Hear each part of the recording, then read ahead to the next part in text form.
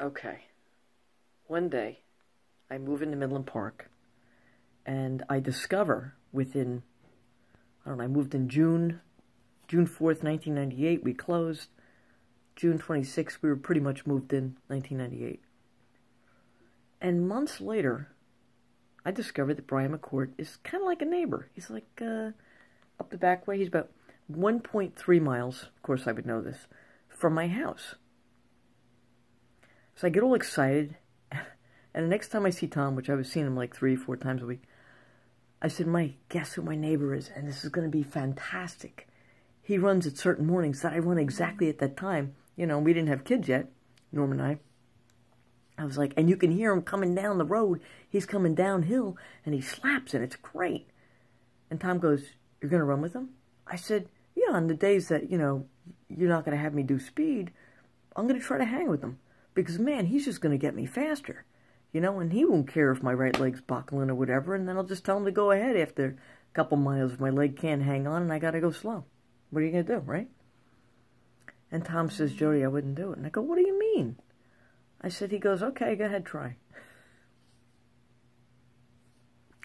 So, first week passes, I hang on Brian's coattails, I get through 4 or 5 miles, and my legs are like, okay. I'm thinking, oh my God, this guy is something else, man. But he's going to make me faster. It's going to get better. I just know it's going to get better. And down the street from me was a guy who used to run with Brian when he was healthier. He's no longer alive, Dave Dunn. And he said, you know, Brian ran him so hard that when they were looping up during one of the, like, 9-mile loops that they did through Wyckoff, Allendale, and Midland Park, he said I would puke at the lemon drop. I said, where's the lemon drop? He said, you know, you go up and over Prospect and Midland Park, and then you come up and you get up to, like, Freeland and that. I'm like, oh, yeah, because that's where I'd be puking. I said, what about Brian? What was Brian doing? He goes, he'd run home. So I tell Tom this, and I go, see, Tom, he goes, Jody, I'm telling you right now, you're going to injure Brian. I said, what do you mean I'm going to injure Brian? How can I injure Brian? What am I going to do, punch him while I'm running? I'm like, come on, pull my foot out. You know, like, really?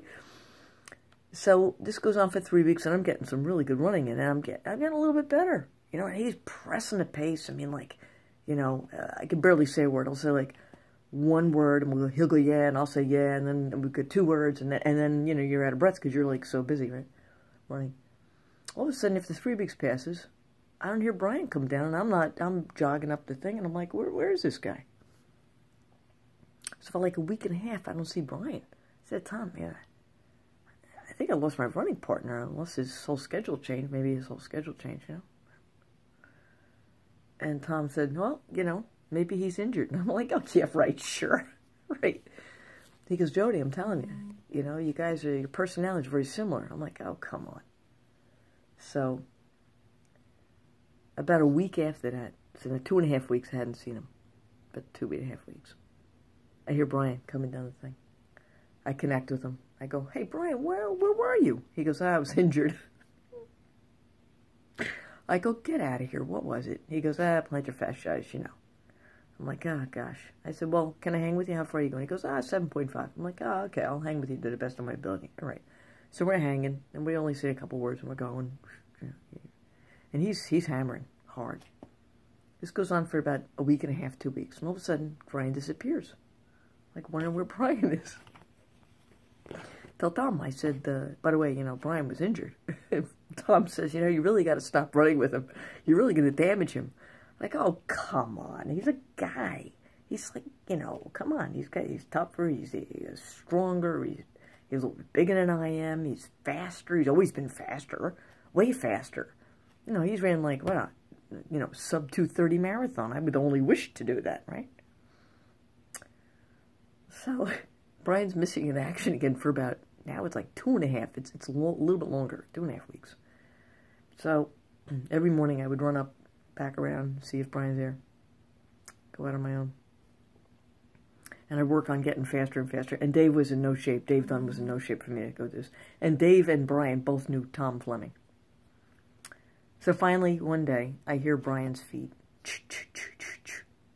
And I see him come around the corner. And I'm just coming out of my house. I'm like, Brian! I go down. Okay? We're flying. I'm like, where have you been? I've been injured. I'm like, what do you mean you've been injured? Not plantar fasciitis again. Yeah. I'm like, gee whiz, you know, I mean, man, oh man, I don't know what it is, man. So I didn't want to tell him that Tom Fleming told him I'd injure him. So again, we go for like 2.5 more weeks, and what happens is Brian is injured again. Finally, I go to Tom. I go, Tom, why am I injuring Brian? I'm like, what is the problem? He said, you guys are just too intense. And when you guys get together, it's like you're pushing him. I said, no way, he's pushing me. He goes, no, you're pushing him to push you. So that's my Tom Fleming, you're going to hurt people story.